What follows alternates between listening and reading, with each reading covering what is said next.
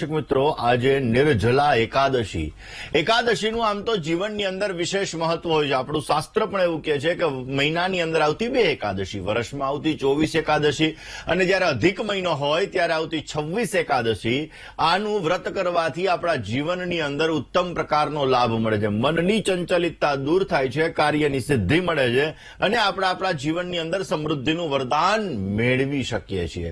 દર્શક મિત્રો, ખાસ કરીને આમ તો આયુર્વેદ શાસ્ત્ર પણ એવું કહે છે કે 15 દિવસમાં 1 દિવસ આપણે ઉપવાસ રાખવો જોઈએ અને આ ઉપવાસ રાખવાથી આપણા શરીરની અંદર જમા થયેલું વિષ એ નષ્ટ થાય છે અને જેના લીધે આપણું આરોગ્ય સારું રહે છે. તો દર્શક મિત્રો, આજે એકાદશીનો પવિત્ર પાવન તહેવાર છે, નિર્જલા એકાદશી છે. તો આ નિર્જલા એકાદશીની આપ સર્વ દર્શક મિત્રોને ઘણી બધી શુભકામનાઓ.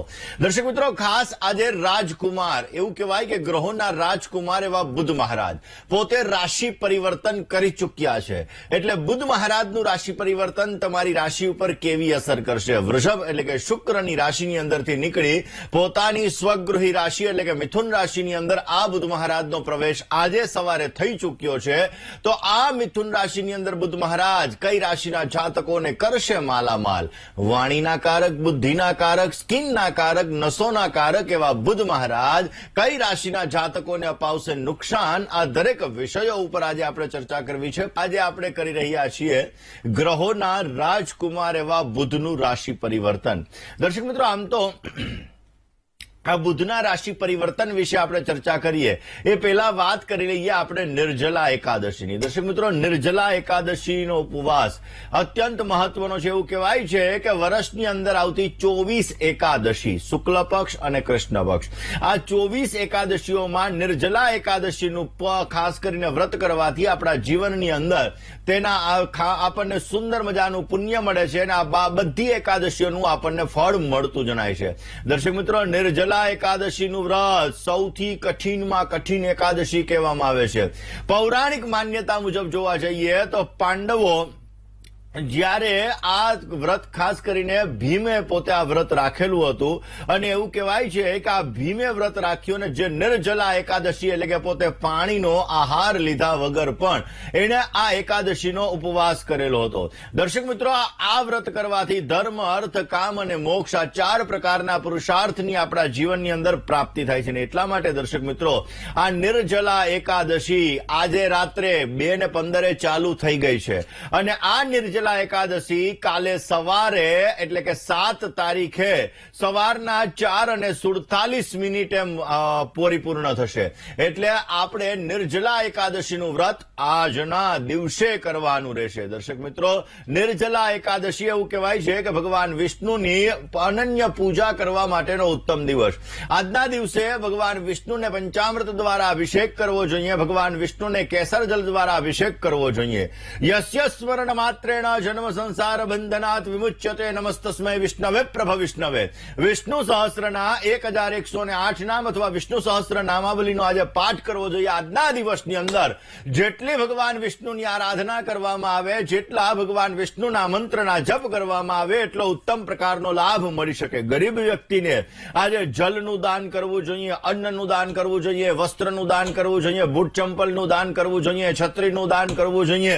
આ બધી વસ્તુઓનું દાન કરવાથી પણ આપણા જીવનની અંદર આપણને સમૃદ્ધિનું વરદાન અવશ્ય મળે છે. દર્શક મિત્રો, આજે નિર્જલા એકાદશીનો પવિત્ર પાવન દિવસ અને આજના દિવસે જો સાંજના સમયે ભગવાન વિષ્ણુની પૂજા કરવામાં આવે, વિષ્ણુની આરાધના કરવામાં આવે, વિષ્ણુ ભગવાનને પાણી ભરેલું પાત્ર અર્પણ કરવામાં આવે તો સવિશેષ માત્રામાં લાભ મળી શકે છે. આમ તો દર્શક મિત્રો, આજે સાત્વિક આહાર લેવો જોઈએ, લસણ, ડુંગળી વગેરે વસ્તુઓ ન ખાવી જોઈએ. આમ તો અભક્ષ્ય પદાર્થોનું સેવન આજે ન કરવું અત્યંત હિતાવહ છે. દર્શક મિત્રો, આજના દિવસની અંદર બની શકે ત્યાં સુધી ક્રોધ, ગુસ્સો ન કરવો જોઈએ, બપોરના ઊંઘ ન લેવી જોઈએ.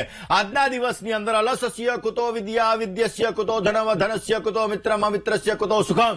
એટલે આળસનો આજે ત્યાગ કરવો છે. આમ તો રોજ આળસનો ત્યાગ કરવાથી આપણા જીવનની અંદર આપણને સારો લાભ મળતો હોય છે. દર્શક મિત્રો, બની શકે ત્યાં સુધી આમ તો 11ના દિવસે ચોખાનું સેવન ન કરવું અત્યંત હિતાવહ હોય છે. એટલે બની શકે ત્યાં સુધી આજે અક્ષત કહેતા ચોખાનું આપણે સેવન ન કરવું જોઈએ. દર્શક મિત્રો, તુલસીના પાન ભગવાન વિષ્ણુને અર્પણ કરવા જોઈએ અને આ તુલસી અર્પણ કરવાથી આપણી મનોકામનાઓ પૂર્ણ થાય છે અને આપણી મનોકામનાઓ સિદ્ધ થાય છે. દર્શક મિત્રો, પૈસા માટે, નાણાં માટે, રૂપિયા માટે, લક્ષ્મી માટે કયો આજે ઉપાય કરવો કે જે ઉપાય દ્વારા ભગવાન વિષ્ણુની અનન્ય કૃપા પ્રાપ્ત થાય? અને વિષ્ણુ ભગવાનના પત્નીનું નામ શું? તો કે લક્ષ્મીજી. અને આ લક્ષ્મીજી આપણા જીવનની અંદર કેવી રીતે આપણને લાભ આપી શકે, આ વિષય ઉપર આપણે વાત કરવી છે. પરંતુ એ પહેલા વાત કરીએ વાણીના કારક, બુદ્ધિના કારક, સ્કિનના કારક, નસોના કારક, ગ્રહોના રાજકુમાર એવા બુદ્ધ મહારાજનું રાશિ પરિવર્તન. દર્શક મિત્રો, બુદ્ધ મહારાજ કે જે બુદ્ધ મહારાજ પોતે ગ્રહોના રાજકુમાર તરીકે ઓળખવામાં આવે છે, અને આ બુદ્ધ મહારાજ પોતાના, ખાસ કરીને એવું કહેવાય છે કે સૂર્ય વગેરે 7 ગ્રહો, રાહુ અને કેતુ 2 છાયા ગ્રહો, આ 9 ગ્રહોની અંદર એવું કહેવાય કે બુદ્ધનું વિશેષ માત્રામાં મહત્વ છે. ભલે સૂર્ય રાજા છે, મંગળ સેનાપતિ છે, ગુરુ ને મેનેજમેન્ટના કારક છે, શનિ કર્મના કારક છે, પણ જો તમારી કુંડલીમાં બુદ્ધ નબળો છે તો તમારા જીવનની અંદર સમસ્યાઓનો દોર વધારે પડતો રહે છે. કારણ કે બુદ્ધ બુદ્ધિનો કારક છે. આપણી બુદ્ધિ ભ્રષ્ટ થઈ જાય તો આપણે શું કરીએ? જ્યાં એમાં ઇન્વેસ્ટમેન્ટ ન કરવાનું એમાં ઇન્વેસ્ટમેન્ટ કરીએ, જ્યાં ન બોલવાનું એવી વસ્તુ બોલીએ. કારણ કે વાણીનો કારક પણ બુદ્ધ છે. આપણા જીવનની અંદર કાનના ગળાનો કારક પણ બુદ્ધ ગણવામાં આવે છે. આપણી બોડીની અંદર જે નસો ચાલે છે આ નસોનો કારક પણ બુદ્ધ છે. ને એટલા માટે દર્શક મિત્રો, ગણિતનો કારક પણ બુદ્ધ ગણવામાં આવે છે. જે બાળકોનું ગણિત નબળું છે સમજવાનું બુદ્ધ આનો નબળો છે. દર્શક મિત્રો, એવું કહેવાય છે કે બુદ્ધ કેરિયરનો કારક છે, બુદ્ધ વાણીનો કારક છે, બુદ્ધ વ્યાપારનો કારક છે, અને બુદ્ધને ગ્રહોના રાજકુમાર તરીકે ઓળખવામાં આવે છે. આ બુદ્ધ મહારાજ પોતાનું રાશિ પરિવર્તન કરી ચૂક્યા છે. 6 જૂન 2025 ના રોજ સવારે 6:29 શુક્ર મહારાજની રાશિ એટલે કે વૃષભ રાશિની અંદરથી નીકળી પોતાની સ્વગૃહી રાશિ એટલે કે મિથુન રાશિની અંદર આ બુદ્ધ મહારાજનો પ્રવેશ થઈ ચૂક્યો છે. અને હવે આ બુદ્ધ મહારાજ મિથુન રાશિની અંદર 22 જૂન 2025 સુધી રહેવાના છે. દર્શક મિત્રો, આ બુદ્ધ મહારાજનું રાશિ પરિવર્તન દરેક રાશિ માટે બહુ જ મહત્વનું છે. સૂર્યની આજુબાજુ ફરતો ગ્રહ, એવું કહેવાય કે ઝડપી ગતિનો ગ્રહ કોઈ હોય તો એ છે બુદ્ધ મહારાજ.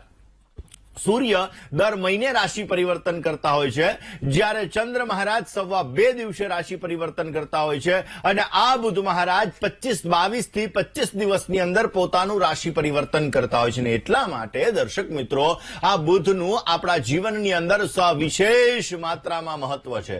અને એટલા માટે દર્શક મિત્રો, આ બુદ્ધ ગ્રહનો પ્રભાવ આપણા જીવનની અંદર વિશેષ લાભ આપતો હોય છે. બુદ્ધ જે રાશિના જાતકોને ફાયદો આપે છે, આવા વ્યક્તિઓના જીવનની અંદર ઉત્તમ પ્રકારનો લાભ આપતો હોય છે. દર્શક મિત્રો, આજ બુદ્ધ મહારાજ પોતે મિથુન રાશિની અંદર પ્રવેશ કરી ગયા છે. જો બુદ્ધ નબળો હોય તો વાણીને લગતી સમસ્યા સર્જાય, જો બુદ્ધ અસ્તનો હોય તો એલર્જીને લગતી સમસ્યા સર્જાય, જો બુદ્ધ નબળો હોય તો સ્કિનને લગતી સમસ્યા સર્જાય, જો બુદ્ધ સમસ્યા આપતો હોય તો ગણિતને લગતી સમસ્યાઓ સર્જાય. ને આ બુદ્ધ આપણા જીવનની અંદર ફાઇનાન્શિયલ મેનેજમેન્ટનો પણ કારક છે.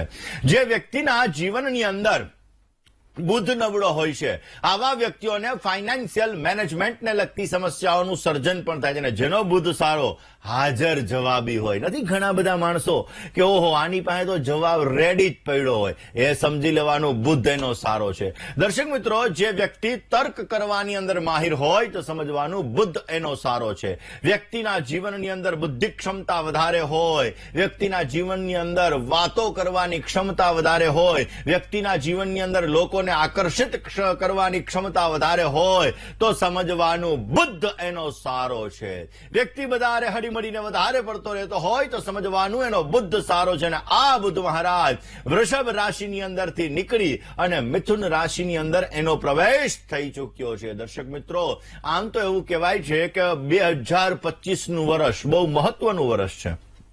કારણ કે આ વર્ષની અંદર મોટા ગ્રહોનું રાશિ પરિવર્તન થયું છે. કારણ કે બુદ્ધ તો દર મહિને કેમ રાશિ પરિવર્તન થતો હોય, સૂર્ય દર મહિને રાશિ પરિવર્તન થતો હોય, ચંદ્ર 2.25 દિવસે રાશિ પરિવર્તન થતો હોય, પરંતુ રાહુ 18 મહિને રાશિ પરિવર્તન થાય, ગુરુ 13 મહિને રાશિ પરિવર્તન થાય, શનિ મહારાજ 2.5 વર્ષે રાશિ પરિવર્તન થાય ને એમાંય આ 2025ના વર્ષની અંદર શનિનું રાશિ પરિવર્તન આપણે જોયું, રાહુનું રાશિ પરિવર્તન આપણે જોયું અને ગુરુ મહારાજ જે અતિચારી થયા છે, જે હવેથી 2032-33ની સાલ સુધી એક વર્ષમાં 2 થી 3 રાશિની અંદર પરિવર્તન કરવાના છે, એ ગુરુ મહારાજ અતિચારી થઈ ચૂક્યા છે, એમનું રાશિ પરિવર્તન પણ આપણે જોયું. હમણાં દર્શક મિત્રો આવતીકાલે મંગળ મહારાજ પણ રાશિ પરિવર્તન કરશે. અગ્નિ તત્વની રાશિ એટલે કે સિંહ રાશિની અંદર કેતુ મહારાજ જ્યાં બિરાજમાન છે એની સાથે અગ્નિ તત્વનો ગ્રહ મંગળ પણ આવી જશે. કેતુ પણ અગ્નિ તત્વનો ગ્રહ, મંગળ જેવું ફળ આપે. સિંહ રાશિ પણ અગ્નિ તત્વની રાશિ, મંગળ પાછો અગ્નિ તત્વનો ગ્રહ અને આ 3 એટલે કે અગ્નિ તત્વની રાશિની અંદર આ 2 ગ્રહોની યુતિ કેવું પરિણામ આપશે કાલે જોઈએ. આજે વાત બુધ ગ્રહની કરીએ. દર્શક મિત્રો, બુધ આપણા જીવનની અંદર સવિશેષ માત્રામાં પરિણામ આપતો હોય છે ને એટલા માટે દર્શક મિત્રો આ બુધનું રાશિ પરિવર્તન બહુ મહત્વનું છે. મિત્રો ખાસ આજે એકાદશી એવું કહેવાય છે કે આજના દિવસની એટલે કે નિર્જલા એકાદશી, આજના દિવસે ભગવાન વિષ્ણુ ઉપર તમે તુલસીના પાન અર્પણ કરો અને તુલસીના પાન અર્પણ કરતાની સાથે સાથે વિષ્ણુ સહસ્ત્રનો પાઠ, શ્રી સૂક્તમનો પાઠ અવશ્ય કરવાથી તમારા જીવનની અંદર આર્થિક લાભ તમને સારો મળી શકશે. આજે ભગવાન વિષ્ણુની સાથે માં લક્ષ્મીજીની ઉપાસના એટલે કે લક્ષ્મી અને નારાયણની ઉપાસના અવશ્ય તમારા જીવનની અંદર અર્થોપાર્જન સારું પ્રાપ્ત કરાવશે, આર્થિક વૃદ્ધિ તમને કરાવશે અને તમારા જીવનની અંદર તમને સારી પ્રગતિ પણ પ્રાપ્ત કરાવશે. આજે બની શકે તો જે નિર્ધન વ્યક્તિ હોય, ગરીબ વ્યક્તિ હોય, આવા વ્યક્તિને મદદ કરજો. હમણાં દર્શક મિત્રો સ્કૂલો ખુલે છે, ઘણા બાળકોને ભણવાની અભ્યાસની ફી માટેની પણ સમસ્યા હોય છે, ઘણા લોકોને પુસ્તકો લેવાની પણ સમસ્યા હોય છે. તો આજે નિર્જલા એકાદશીના દિવસે એવો સંકલ્પ કરજો કે હું 1 બાળકને, 2 બાળકને, 5 બાળકને તમારી શક્તિ અનુસાર તમે બાળકોને પુસ્તકનું દાન અથવા ખાસ કરીને ફીનું દાન આપશો. એનાથી પણ અવશ્ય તમારા જ્ઞાનમાં વૃદ્ધિ થશે, તમારા કાર્ય સિદ્ધ થશે, તમારી સમસ્યા દૂર થશે અને તમને સારો એવો લાભ મળતો જણાશે.